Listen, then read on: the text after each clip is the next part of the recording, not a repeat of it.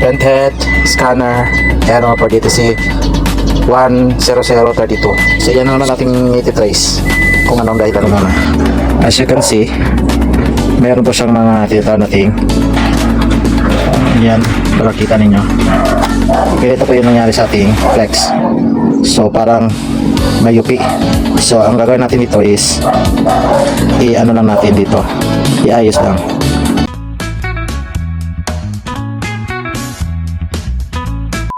So magandang hapon mga kaibigan, meron tayo dito panibagong ayusin naman. So ito ay printer dalawa. So iniwan lang ito dito kasi papayos sa atin.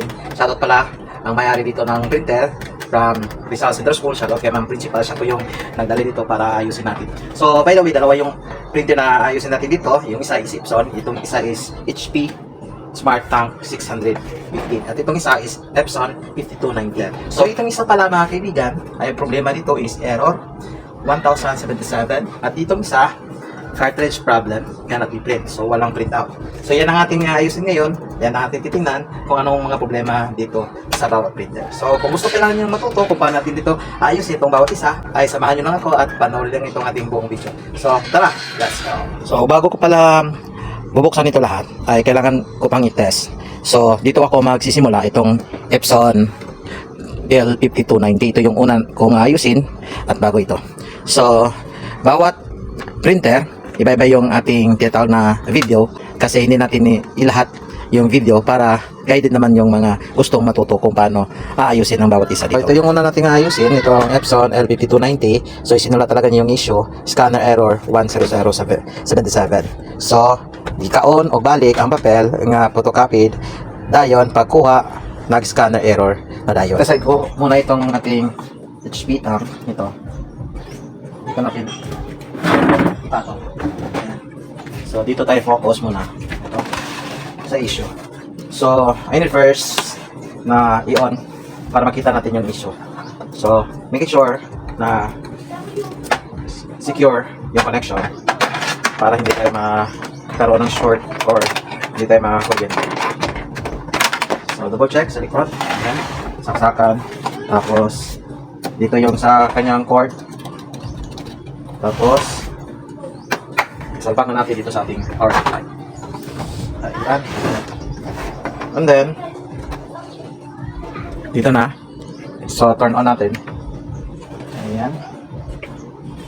Tingnan natin dito sa screen kung ano yung nakalagay. Ayan, kita po ninyo.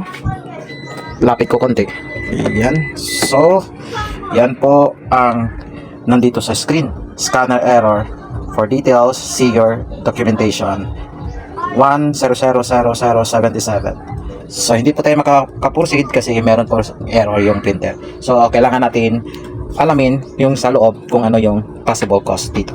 So lagay ko muna yung ating camera kasi solo lang tayo dito sa pagkuha ng ating video.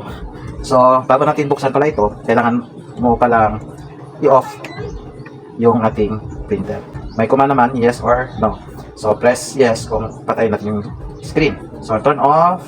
Again, yes. Press natin yung okay para mapatay yung ating printer. Pag nakapatay na, so don't forget to unplug. Ito, unplug natin. And then bubuksan na natin yung ilalim. Ano yung possible na problema dito. So dito, pag mabuksan mo ito, yan, may angat mo ito. Sa ilalim, meron po siya ditong tornilyo. Yan po yung ating tatanggal dito. Isa. Tapos dito, wala na. Nakatanggal na. Okay. Yan. Dito nakatanggal na. Isa na lang ang hindi pa. So yan natin tatanggalin at titingnan natin yung ilalim. So ito. Tanggalin natin to. Okay. Ayan. Tanggalin natin yan. And then, bali dalawa siya. Pero yung isa dito, wala lang tornilyo, so isa na lang yung tinanggal natin. Pwede natin itong iangat. Ayan. So auto lock, may ano dito, nakahawak dito para umangat ito. Pwede natin kasunod dito is alright, ano ko muna yung cellphone natin. Alright, down. Ayan. Okay, so para makita ninyo, i-wide ko konti. Ayan. So, lapit ko konti dito. So, pag natin, ito, pwede natin to tanggalin. So, para makakuha ito, at mabuno dito, tanggalin na natin ito. Kanyang power cord. And then, para matanggal natin. Yan. Tapos, tingnan natin dito. Okay ba? Sa ating nakita ngayon, dito, papakita ko sa inyo. So, ano yung cause at problema? Bakit nagkakaroon ng error? Ayan. So, dito, kita ninyo, yan, may flex. Isa, at itong isa. So, bali, itong si scanner, ito po yung natanggal. Kaya nagkakaroon ng error. Ito. So, yan po yung cause at problema ng error. So, ang gagawin natin ay isalpak natin ito ulit dito. Bali, dalawa yung salpakan. Itong isa at itong isa dito para sa scanner. Ito. So, yung isa yung natanggal kaya nagkakaroon ng error. Yan po yung aking nakita na problema at dahilan kung bakit nagkakaroon ng error yung ating printer. Kabit natin ito dito. Okay. Yan.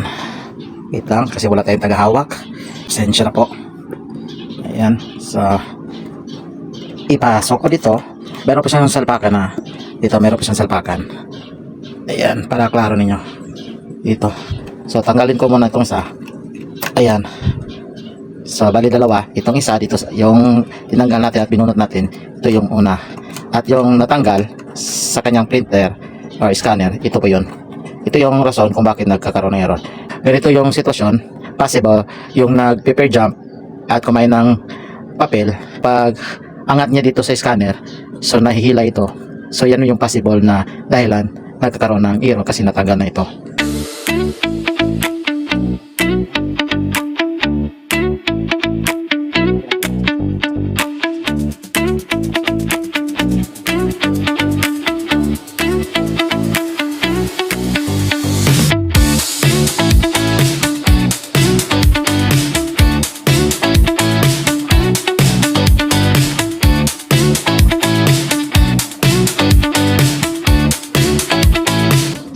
Okay, nakaon na.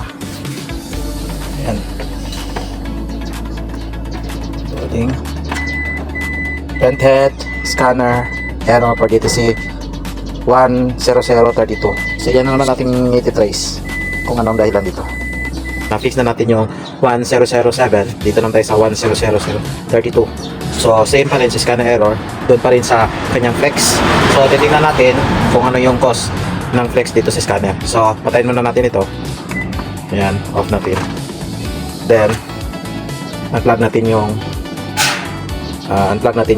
tapos ma-off ito, unplug natin yung power supply. Okay. Yan, unplug natin. Okay.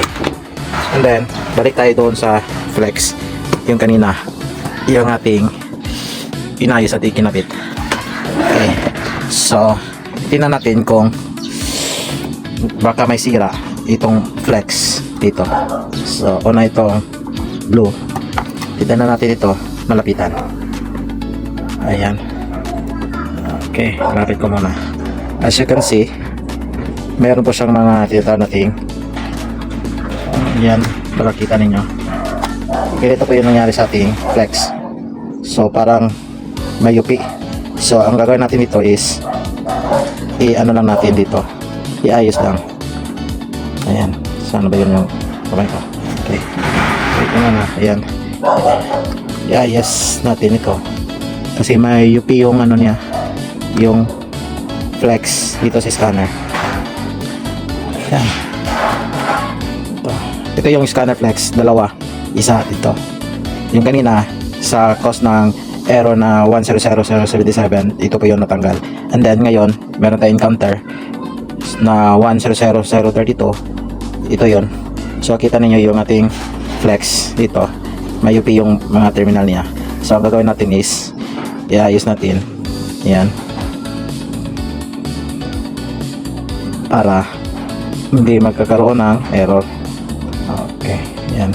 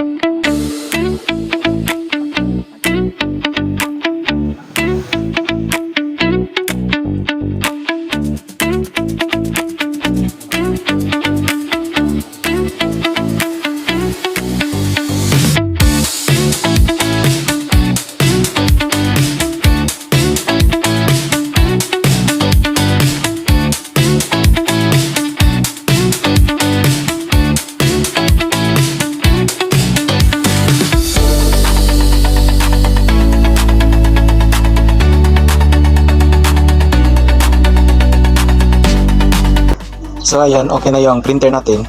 So na-fix na natin yung error, dalawang error, yung error 100077 at saka error 10032, na-fix na natin.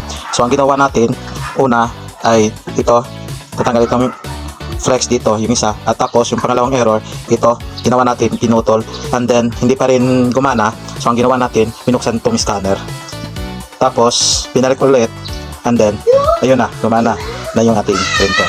So yun lang. So okay na siya, goods na siya. Copy tayo, color. Okay, para sample. Okay, yan ako. Ayan.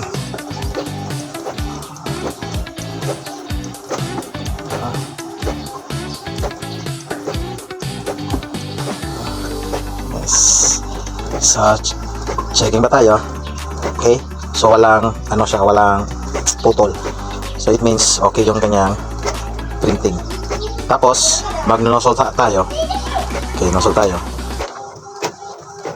So yun lang ang problema dito sa printer nito, yung error.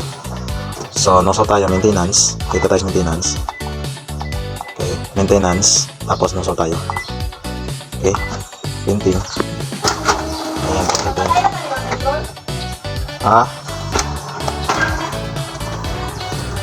Kasi go, pwede na pa kita masakyanan ta. Para ko yung mga bata. So ayan, yan po yung ating nozzle.